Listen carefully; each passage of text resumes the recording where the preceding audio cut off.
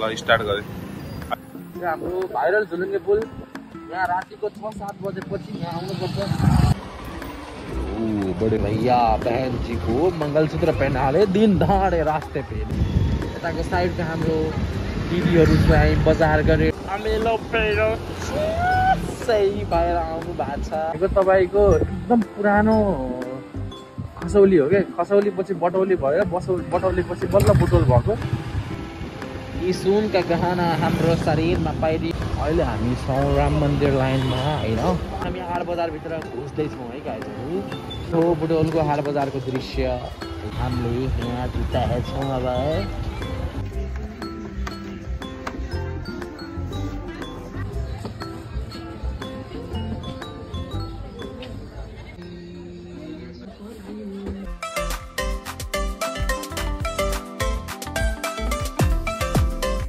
यहाँ हाम्रो एकदमै पुरानो अहिले बुटोल भने पनि विगत तपाईँको धेरै वर्ष अगाडि, कति वर्ष अगाडि त हामीलाई थाहा भएन, हामी जन्मिनुभन्दा पहिले होला।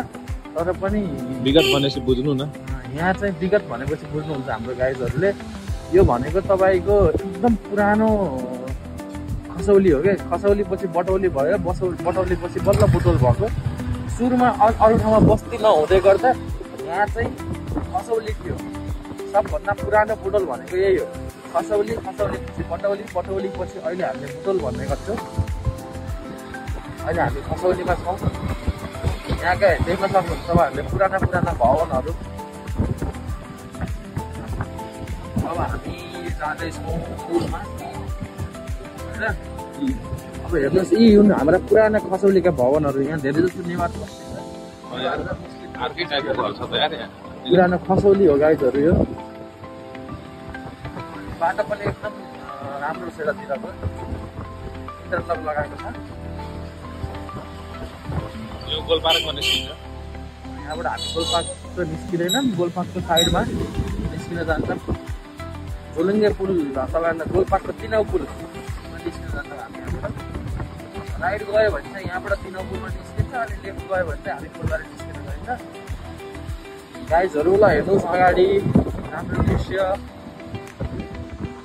कारहरू छिरिरहेको छन् यहाँबाट, तर यसलाई छिर्न नपर्ने हो गाइज।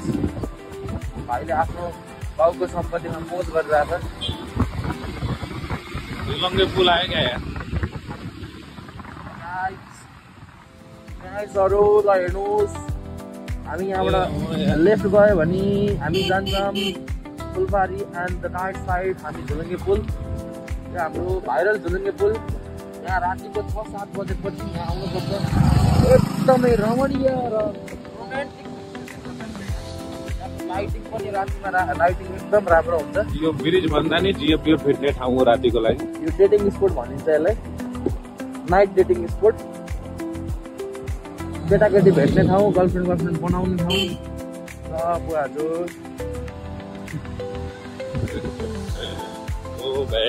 अब हामी जाने हो नगरपालिका साइडतिर। राइट लाग्यौँ यहाँबाट।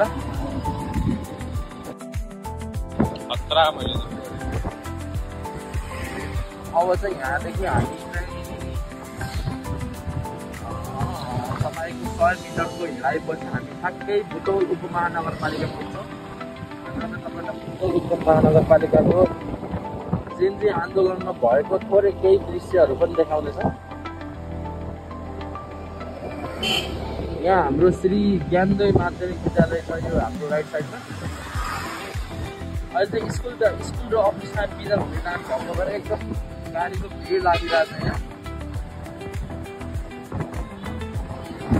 यस लगत्तै लेफ्ट साइडमा देखाउनु होला। लेफ्ट साइडमा त गाडीहरू छ। यो साइडमा यो हाम्रो पुरानो नगरपालिका बुटोल उपनगरपालिका। नयाँवाला नगरपालिका पनि हामीले नयाँवाला अफिस जेन आन्दोलनमा आगो लाग्नु भएको थियो।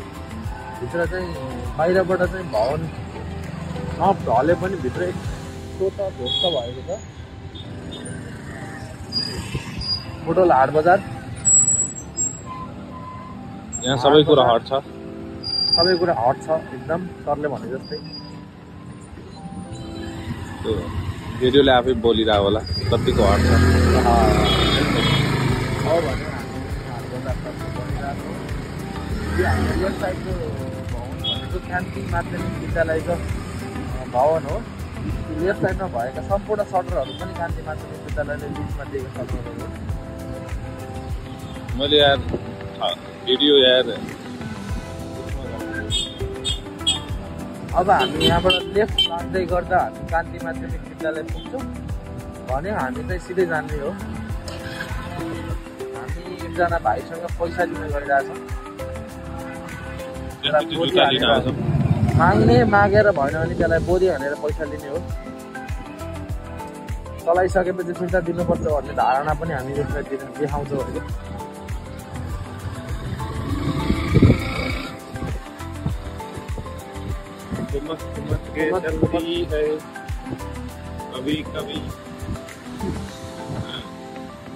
यहाँबाट हामी चाहिँ अब भने हाम्रो डेस्टिनेसन आइपुग्न लागिसकेको छ।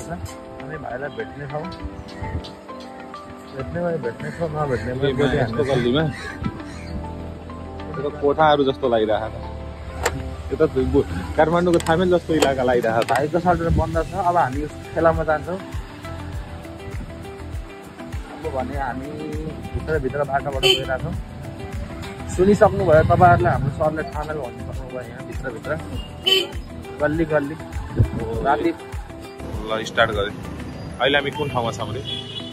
अहिले हामी छौँ राम मन्दिर लाइनमा होइन। अब हामी गइरहेछौँ, बढिरहेछौँ है, अगाडि बढिरहेछौँ। बढ्दै गर्दा हामीले दुईवटा नानी बाबुहरूलाई देख्यौँ। अब भने हामी दाहिनेतर्फ बढिन्छौँ है। सुन्नु होला, ध्यान दिएर हेरिदिनु होला है। अब भने रिक्सा आइरहेको छ, हेरिदिनु होला है। स्कुलको गाडी न्यू होराइजन 18 नम्बरको है। रिक्सा हेरिदिनुहोस् गाइजहरू। बुटवल उपमहानगरपालिका 0545 नम्बरको रिक्सा रहेको छ है। अब हामीले यसलाई ओभरटेक गर्नेवाला छौँ है। हेरिदिनुहोस् है। हामी गइसक्यौँ गाइजहरू। ल खुसी मनाऊ मेरो हन्सुन भाइ।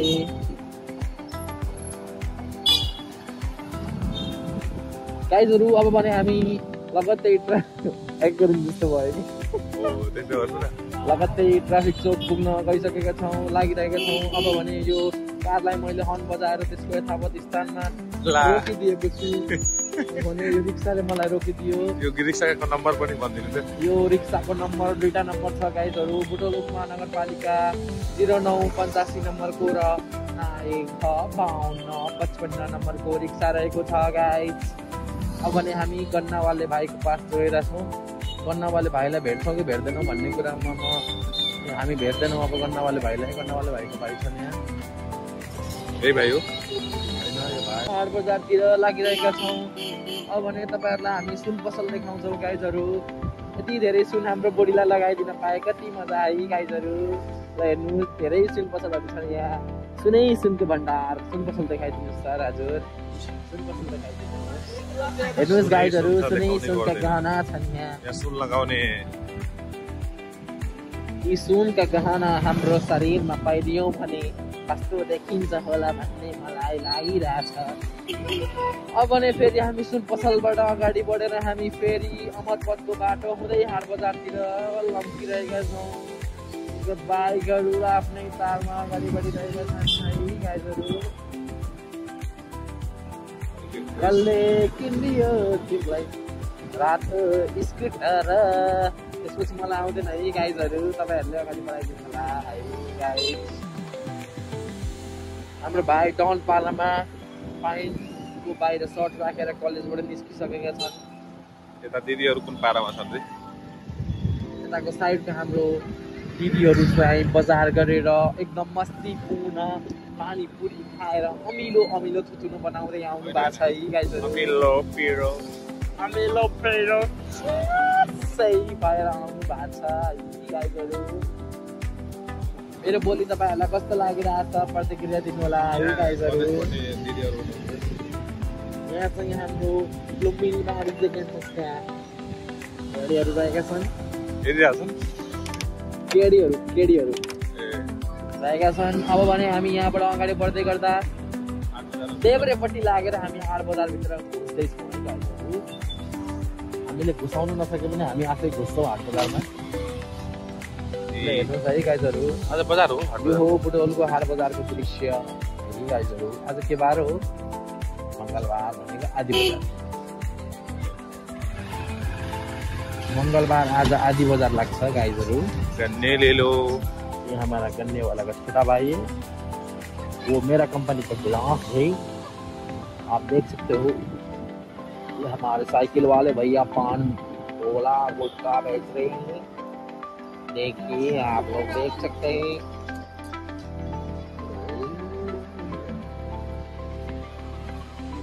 बड़े भैया बहन जी को मंगलसूत्र पहना रहे दिन दहाड़े रास्ते पे देखाउनु भएन देखाए यार यो वाला क्लिप हामीले भाइरल गराउन गइरहेछौँ अब हामी जुत्ता किन्न भित्र पसिरहेछौँ यहाँ पस्दै गर्दा अब यहाँ पस्दै गर्दा अंकलले कपडा सिलाउनु भएको छ गाइजहरु हेर्नुहोस् अंकलले कपडा सिलाउनु भएको छ हामीले यहाँ जुत्ता हेर्छौँ अब